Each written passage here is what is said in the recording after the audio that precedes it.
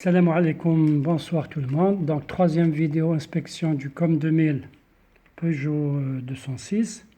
Dans cette troisième vidéo, nous allons aborder deux problèmes relatifs à ce COM 2000 et qui sont les sons du clignoteur qui ne fonctionne pas, ainsi que les sons de différentes alarmes, parmi lesquelles, par exemple, le son de porte ouverte, etc.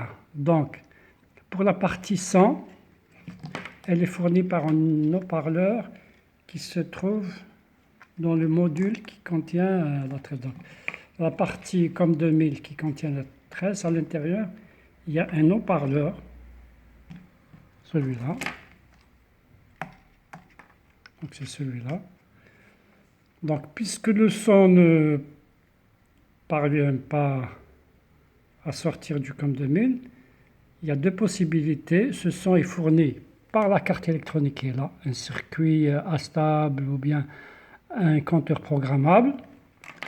Donc le problème peut venir soit de la carte électronique qui est défectueuse ou bien de l'haut-parleur qui va fournir ce son.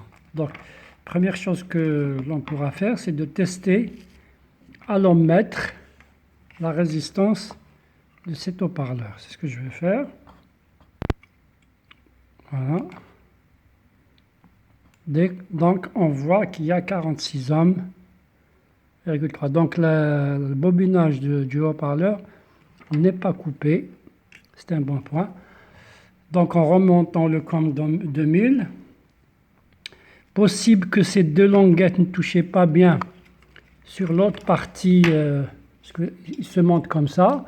Ces deux languettes vont venir ici, ces deux languettes-là de l'haut-parleur, ces deux broches de l'haut-parleur vont venir s'incruster sur ces deux pistes au niveau de la carte électronique du COM 2000. Donc possible que l'une des deux pattes ne touchait pas bien, ou bien carrément que le circuit électronique qui fournit le signal est défectueux.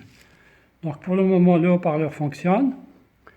La dernière anomalie, c'est bien entendu la tresse qui ici qui est coupée. Donc je n'ai branché que le connecteur du klaxon pour dépanner ma voiture. Donc j'ai gardé que le connecteur du klaxon. Les deux connecteurs de l'airbag, vous voyez, ça en l'air. Ils ne sont pas branchés parce que tout simplement la tresse est coupée. Donc j'ai acheté une tresse sur AliExpress, celle-ci, pour une quinzaine d'euros, qui va me permettre de remplacer cette ancienne tresse. Voilà pour les deux dernières anomalies. Donc, en conclusion, on peut dire que le haut-parleur qui génère les différents sons fonctionne et le remplacement de la tresse pour récupérer le témoin, pour éliminer le témoin airbag et récupérer le son du klaxon va se faire sur une vidéo ultérieure. Donc voilà pour cette vidéo. La prochaine, ça va être le remplacement de la tresse, le remontage du COM 2000 et son remontage au niveau de la voiture. Voilà, je vous remercie pour votre suivi et à la prochaine. Merci.